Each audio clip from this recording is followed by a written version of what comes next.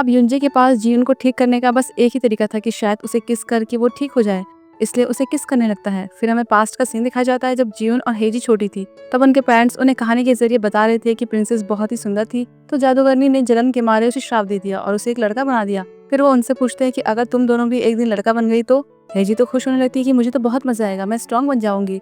पर जीवन कहने लगती है कि मुझे अच्छा नहीं लगेगा क्योंकि लड़के अच्छी अच्छी ड्रेस नहीं पहन सकते। फिर बड़े होकर उनके पेरेंट्स ने उन्हें अपनी एल्बम दिखाई जिसमें उसकी माँ भी एक लड़का बन गई थी, पर तब भी उन्हें यकीन नहीं हुआ। फिर प्रेजेंट में वही सीन देखते हैं जब युनजे जीवन को किस करने के लिए उसके घर जाता है। वो उसे किस करने की बहुत हिम्मत करता है पर कर नहीं पा रहा था कि अचानक से हेजी बाहर आती है, पर वो उन्हें देख नहीं पाती क्योंकि वो दोनों दरवाजे के पीछे थे और खुश हो रहे थे कि चलो उसने देखा नहीं, पर असल में उसने देख लिया था। वो बस ना देखने का नाटक कर रही थी, लेकिन ये सोच रही थी कि यार ये ऐसे में भी रोमांस कर रहे हैं, किस कर रहे हैं, और एक मैं हूँ। यहाँ से निकलकर युनजे ब्रिज पे जाता है। वो परेशान हो रहा था कि अच्छी खासी लाइफ चल रही थी, ये सब पता नहीं क्या हो गया। माना कि वो जीवन है उसकी गर्लफ्रेंड, लेकिन है तो लड़का ही। ये सोच सोचकर तो वो पागल ही हो रहा था। अब अगले दिन जीवन अपने पेरेंट्स को सच बताने के लिए उनके सैलून जाता है, लेकिन अंदर जाने की हिम्मत नहीं कर पा रहा था, इसलिए वो जाने लगता है तो उसके मॉम डैड उसे देख लेते हैं, उसे अंदर आने को बोलते हैं, तो वो फिर कभी आने का बोलकर वहां से चला जाता है। इसके बाद वो एक बेंच पर आकर बैठ जाता है। तभी उसे उस पब्लिशिंग हाउस से इंटर्नशिप का मैसेज आता है जिसके लिए उसने इंटरव्यू दिया था। वो सिलेक्ट हो गई थी और वो उसे ज्वाइन करने के लिए बुला रहे थे। ये देखकर तो वो परेशान ही हो जाता है कि अब ऐसे में वो कैसे जा सकता है। तभी पास में स्कूल की कुछ लड़कियां भी उसे देखने लग जाती हैं क्योंकि वो इतना हैंडसम जो लग रहा था। उसे देखकर तो एक औरत भी वहीं रुक जाती है, अपना कार्ड देकर कहती है कि मैं कास्टिंग डायरेक्टर हूँ, तुम एक एक्टर के लिए परफेक्ट हो, तुम्हें एक्टर बनने में इंटरेस्ट है। पर वो मना कर देता है, तो वो कार्ड रखकर चली जाती है कि अगर मन बदले तो कांटेक्ट कर लेना। वो लड़कियां भी कहने लगती हैं कि जब भी तुम डेब्यू करोगे तो हम तुम्हारा फैन क्लब बनाएंगे, तुम बहुत ही हैंडसम हो, और फिर उसके साथ फोटो लेने लग जाती हैं। जीवन अपनी स्किन का भी ध्यान रख रहा था कि न जाने का वो वापस लड़की बन जाए, तो ध्यान तो रखना ही पड़ेगा। फिर सेल्फी लेकर युनजे को भेजता है कि मैं शेविंग करना सीख गया। उसमें उसके होंठ देखकर युनजे को वो किस याद आने लग जाता है कि तभी मिन्यू भी वहाँ आता है क्योंकि वो भी उसके साथ यहाँ पर काम करता था। फोटो देखकर कहने लगता है कि बड़ी बड़ी आंखें, एकदम चिट्टा, ये बिल्कुल मेरे टाइप का है, मिलवाते क्यों नहीं उससे। ये सुनकर तो युनजे गुस्से में कहता है कि जाकर सफाई कर, समझे। तभी वो एक मशीन इंस्टॉल करने को बोलता है कि उसके लिए हमें बॉस से बात करनी चाहिए। उसे बोलना नहीं आ रहा था, कहता है कि क्या था वो किस ओके। अब किस सुन के तो फिर से उसे वही किस याद आने लग जाता है, तो वो पागल हो रहा था। कहता है कि उस मशीन का नाम कियोस्क है, समझे, और वो मशीन ऑर्डर लेने वाली मशीन थी। वहीं जीवन शॉपिंग के लिए जाता है एक लड़के का सामान लेने के लिए, लेकिन फिर लड़कियों के सेक्शन में घुस जाता है और एक लिपस्टिक देखकर तो ट्राई करने वाला होता है, लेकिन अपनी शक्ल देखकर रुक जाता है कि मैं क्या ही करने वाला था। तभी उसे यूरी का मैसेज आता है। उसका आज बर्थडे था और वो खुद उसे बता रही थी कि मेरा बर्थडे याद भी नहीं है, मतलब ही कहीं की। तो वो जल्दी से गिफ्ट लेकर उसके घर पहुंच जाता है, पर वो उसे देखकर चौंक जाती है और दरवाजा बंद कर देती है कि लड़का कौन है। वो तो सोचने लग जाती है कि कहीं ये कोई रिच हैंडसम तो नहीं है जो मेरे प्यार में लट्टू हो गया हो और अब कन्फेस करने आया हो, या फिर मेरी बुक का कोई फैन। अब ये सब सोचकर वो जल्दी से मेकअप और कपड़े चेंज करके बाहर जाती है। जीवन सरप्राइज होता है कि ये कपड़े क्यों पहने हैं और मेकअप भी किया है। वो हंसने लग जाती है कि मैं घर पर ऐसे ही रहती हूँ, पर उसकी एक आंख के लैशेस फेस पर आ गई थी, पर इस पे भी वो हंसने लग जाती है। जीवन समझ जाता है कि वो ऐसे तैयार होकर क्यों आई है, इसलिए उसे ये बताने के लिए कि वो उसकी बेस्ट फ्रेंड है, उसे उसके बचपन का एक कोड वर्ड बताती है जो वो बड़े होने तक बोलते थे, और फिर उसे वैसा ही डांस करके दिखाता है ताकि उसे यकीन हो सके। पर उसे उसके ऊपर ये सब बिल्कुल भी अच्छा नहीं लग रहा था। कहने लगती है कि प्लीज इसे बंद कर दो। फिर वो उसे अपनी सच्चाई बता देता है, इसलिए वो उसे एक क्वेश्चन पेपर देती है जिसमें सिर्फ वही सीक्रेट्स थे जो उनके बीच में थे।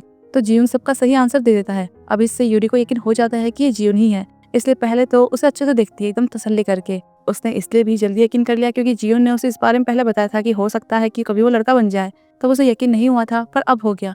अब जीवन को ये टेंशन हो रही थी कि मैं स्कूल कैसे जाऊंगा, जॉब भी नहीं कर पाऊंगा।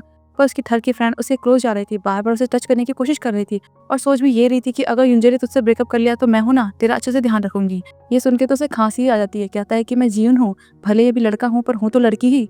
वहीं युंजी और मिनियन जब जा रहे थे तो देखते हैं कि कैफे की लाइट खुली हुई थी और अंदर उनकी बॉस बैठकर ड्रिंक कर रही थी, क्योंकि युंजे ने अपने जिस दोस्त को हैंडसम बोल के उसके साथ ब्लाइंड डेट रखवाई थी, उसे देखते ही साथ वो भाग गई थी। उसे तो खुद पर गुस्सा आ रहा था कि इसके लिए मैं इतना तैयार होकर गई, और गुस्से में तो वो युंजे को जॉब से निकालने की बात तक कहने लग जाती है। बाहर से ये दोनों सब देख रहे थे और ऐसे में वो उसके पास जा भी नहीं सकते थे। तब मीनू उसे किसी चीज की जिद करने लगता है कि मुझे वो दिला। तो युंजे सोचने लगता है कि क्यों ना पहले वो किस में इस पे ट्राई करूं। कहता है कि मैं दिला दूंगा, लेकिन तुझे पहले मुझे अपने आप को किस करने देना होगा, और उसे किस करने के लिए जाने लगता है। तो वो कहता है कि अब तो मुझे घर चाहिए, पर वो तो सच में करने आ रहा था, तो वो मना करने लगता है। पर युंजे फिर से इतनी हिम्मत करने के बाद भी उसे किस नहीं कर पाता, क्योंकि वो एक लड़के को किस नहीं कर सकता था। इसलिए जीवन की पुरानी फोटोज देखने लगता है कि तभी उसका ही कॉल आ जाता है, पर इस डर से नहीं उठाता कि फिर लड़के की आवाज आएगी तो उसे ब्रेकअप करने का मन करेगा। अभी वो उसके घर के बाहर ही था, उसे बाहर बुलाने का मैसेज करने की सोचता है, पर उसे देखकर छुप जाता है। उसका जीवन से मिलने का मन था, लेकिन फिर ये भी था कि उसकी शक्ल देखेगा तो उसे भागने का मन करेगा। वो जीवन तो थी पर उसकी वाली नहीं थी जिसे वो प्यार करता था। फिर रात में उसे मैसेज करता है कि मैं कल तुमसे मिलने आऊंगा। जीवन तो रोने लग जाता है ये सोचकर कि शायद वो ब्रेकअप करने के लिए आ रहा है। तभी हेजी आती है, उसे खाने के लिए बुलाती है। लेकिन वो तो रज़ाई में छुप जाता है, पर वो सुन लेती है कि वो रो रहा था। अब अगले दिन युंजे आता है, उससे कहता है कि मैंने हमारी सिचुएशन के बारे में सोचा, ये सब जो चल रहा है मैं उसे समझ रहा हूँ, पर तुम एक लड़के हो इसलिए मैं बहुत ही कन्फ्यूज़ हो रहा हूँ। सब कुछ पहले के जैसे नहीं है और ना ही हो सकता है। वो कुछ और बोले उससे पहले जियुन बोलने लग जाता है कि मैं भी यही सोच रहा था, तो क्यों ना कुछ टाइम के लिए हम दोस्त बन जाएँ, जब तक मैं वापस से लड़की नहीं बन जाता हम दोस्त बने रहे। फिर वो उसके साथ एक कैफ़े जाता है, दोनों वहाँ पर पबजी खेलते हैं। जियुन को ये आता था क्योंकि पहले वो अपनी बहन के साथ खेला करता था। तो उसकी आईडी देखकर युंजे चौंक जाता है क्योंकि उसका लेवल इससे बहुत ज़्यादा था। युंजे बार-बार मरे जा रहा था और जियुन सबको मारने पे लगा हुआ था। वो एकदम प्रो गेमर था। उसे ऐसे खेलते हुए देखकर तो युंजे बहुत ही सरप्राइज़ होता है क्योंकि उसे उसके इस टैलेंट का तो पता ही नहीं था। इसके बाद जियुन उसे उसके घर तक छोड़ने जाता है। तब युंजे उसे एक रेज़र देता है, जो वो उसके लिए खरीद के लाया था कि इससे तुम्हें ज़्यादा दिक्कत नहीं होगी, कट नहीं लगेंगे। ये देखकर तो जियुन बहुत खुश होता है कि तुमने ये मेरे लिए लिया, मतलब उसे अभी भी उसकी फ़िक्र है। वो बातें कर रहे थे कि तभी युंजे की बहन यून आ जाती है और जियुन को देखकर कहने लगती है कि ये कौन है। तब जैसे ही जियुन उसकी तरफ देखता है तो वो भी उसे देखने लग जाती है। तो जियुन कहता है कि मैं इसका फ्रेंड हूँ और अपना नाम जियुन की जगह जीहुन बताता है। मतलब अब वो जियुन की जगह जीहुन बन गया था, पर उसकी बहन की तो उसे नजरें नहीं हट रही थी। अब रात में जब युंजे सो रहा था तो उसकी बहन उसके लिए कुछ काम लेकर आती है। वो गुस्सा करने लगता है कि अब तुम हाई स्कूल में चली गई हो, बड़ी हो गई हो, अपना होमवर्क खुद नहीं कर सकती। पर वो तो उसे धमकाकर चली आती है। और फिर जब युंजे उन पेपर्स को देखता है उसमें पढ़ाई का कुछ नहीं था, बल्कि क्वेश्चंस लिखे हुए थे। जीहुन को क्या पसंद है, वो क्या खाता है, उससे क्लोज कैसे जाए। मतलब उसकी बहन जीहुन को पढ़ाने की सोच रही थी। फिर अगले दिन युंजे जीहुन के पास आता है, कहता है कि अब तुम एक लड़के हो तो तुम्हें पूरी तरह से जीहुन बनना पड़ेगा। मतलब एक लड़के जैसी लाइफ जीनी होगी, तुम्हें अपनी एक प्रोफाइल बनानी है। वो कहता है कि अचानक इसकी क्या जरूरत पड़ रही है, तो वो कहता है कि ये बहुत ज़रूरी है तो तुम्हें करना ही पड़ेगा। इसलिए वो मान जाता है। फिर उसे वही पेपर देता है जो उसकी बहन ने दिए थे। उन पेपर में जीवन से जुड़े 100 क्वेश्चन थे। तब उन्हें पढ़कर जीवन कहने लगता है कि इन्हें देखकर लग रहा है कि कोई लड़की अपने क्रश के बारे में पूछ रही हो। ये सोचकर तो युंजे को बहुत ही शर्म आने लगती है। फिर हमें दिखाया जाता है कि वो अपनी बहन के इस काम के लिए कैसे मान गया। अब रात में वो पेपर्स वापस करने के लिए उसके पास गया था। उससे कहता है कि जीवन तुम्हें कभी पसंद नहीं करेगा, समझी, इसलिए सपने देखते ही रहो। और फिर जाने लगता है। तो वो कहती है कि तुम्हें याद है ना, तुमने लैपटॉप मुझे दिया था। वो कहता है मैंने दिया नहीं था, तूने छीन लिया था। वो कहती है हाँ हाँ जो भी हो, पर मुझे नहीं पता था कि तुम्हें बर्ड्स इतनी ज़्यादा पसंद है। युंजे ने लैपटॉप में बर्ड्स के नाम से कुछ अलग ही फोल्डर्स बनाए हुए थे। उसमें कुछ ऐसा था जिससे वो उसे ब्लैकमेल करने लग जाती है कि मेरा काम कर देना, वरना मैं सबको तुम्हारे कारनामे के बारे में बता दूंगी। फिर रात भर वो उन क्वेश्चन को देख रहा था। तब एक क्वेश्चन देखता है कि अगर कल दुनिया खत्म हो जाएगी तो तुम क्या करना चाहोगे।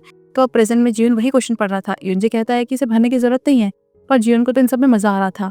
उसे ऐसे देखकर तो युंजे को फिर से उसमें जीवन दिखाई देने लग जाती है। अब नेक्स्ट युंजे ने अपनी बहन यूना का काम कर दिया था, तो उसके बदले वो उन सारे फोल्डर्स को डिलीट कर देती है। उसे यकीन नहीं होता कि उसके भाई ने इसका काम कर दिया, पर ये ओरिजिनल पेपर नहीं थे, उनकी फोटोकॉपी थी और ओरिजिनल उसने अपने पास रखे हुए थे। तब यूना को चिढ़ाने के लिए युंजे कहता है कि जीहुन ने बताया था एक लड़की है जिसे वो अंधा प्यार करता है, तो तू भूल ही जा, तो उसका ख्याल छोड़ क्यों देती। और फिर फटाफट से अपने रूम में घुस जाता है क्योंकि वो जानता था कि उसे मारने के लिए वो उसके पीछे ही आएगी।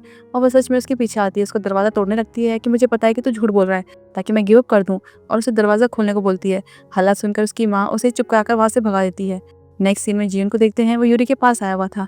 तब वो उसे कुछ बुक्स देती है कि इन्हें पढ़ लेना और अपने बॉयफ्रेंड के साथ अपना रिलेशनशिप ठीक कर ले। वो कहने लगता है कि इसकी जरूरत नहीं है, हम फिलहाल अच्छे दोस्त बनकर रहेंगे। वो हंसने लगती है, कहती है कि मैंने एक ऑनलाइन पोस्ट पढ़ी थी, वो तूने ही लिखी थी ना। ये सुनकर तो वो चुप ही जाता है क्योंकि जीवन ने उसमें अपनी प्रॉब्लम लिखी थी, अपनी स्टोरी लिखी थी कि कैसे मैं एक लड़का बन गया, तो जब तक मैं लड़की वापस नहीं बन जाता मुझे अपने बॉयफ्रेंड के साथ सब कुछ ठीक करना है, उसे अपनी तरफ कैसे खींचूं।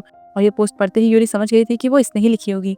तब यूरी उसे कुछ टिप्स देती है कि तुझे शावर लेने के बाद उसे अपना सेक्सी रूप, अपनी हॉट अदाएं दिखानी है, समझी क्या। वो ऐसा ही करता है। जब यूरी उससे मिलने आता है तो वो जस्ट नहा कर ही आया था। कहने लगता है कि मैंने वर्कआउट किया तो हॉट हो रहा था, पर वो कहता है कि कपड़े बदल लो नहीं तो ठंड लग जाएगी। मतलब कि इस टिप से कोई काम नहीं बना।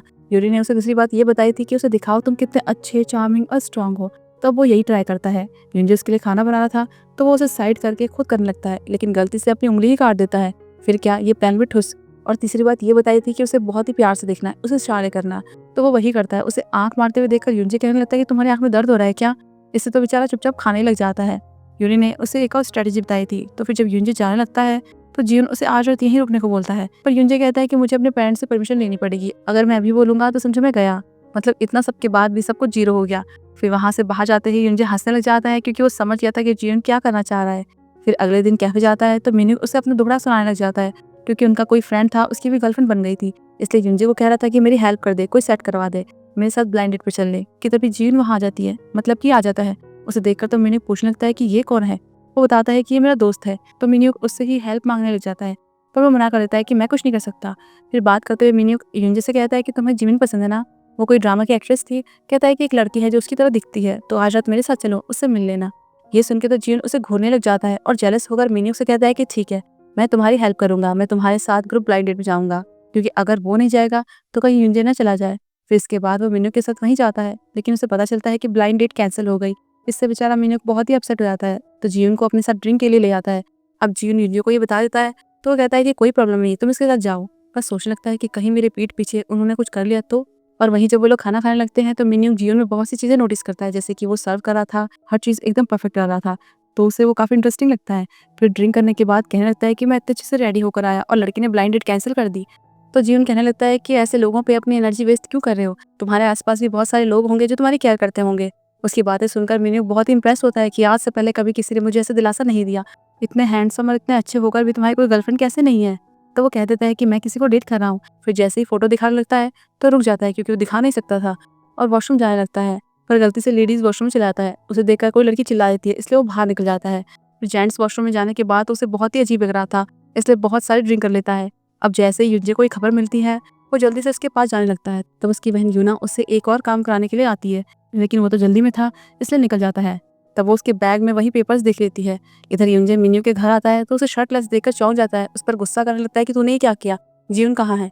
पर वो तो मजे से सो रहा था, क्योंकि ड्रिंक करने के बाद वो खुद ही सो गया था। युंजे उसे सॉरी बोल के जीवन को अपने साथ ले जाने लगता है, पर वो कहता है कि तू इसे अकेले नहीं ले जा पाएगा, तुझे मेरी जरूरत पड़ेगी। वो कहने लगता है कि मैं बहुत ही स्ट्रांग हूँ, मैं ले जा सकता हूँ। पर थोड़ी देर बाद वो खुद भी वहीं सो जाता है, क्योंकि वो ले जा ही नहीं पा रहा। तब मीनू उससे कहता है कि जीवन तेरी बहुत केयर करता है, ड्रिंक करने के बाद भी तेरा ही नाम लिए जा रहा था, वो तुझे सॉरी बोल रहा था, थैंक्स बोल रहा था और आई लव यू भी कह रहा था। तब युंजे उसे देखने ही लग जाता है और वैसे ही सो जाता है। अब अगले दिन जब वो सोकर उठता है तो जीवन को देखकर चौंक जाता है, क्योंकि वो वापस से लड़की बन गई थी। और यहीं पर ये एपिसोड खत्म होता है। तो फिर हम जल्दी मिलते हैं अगले एपिसोड में।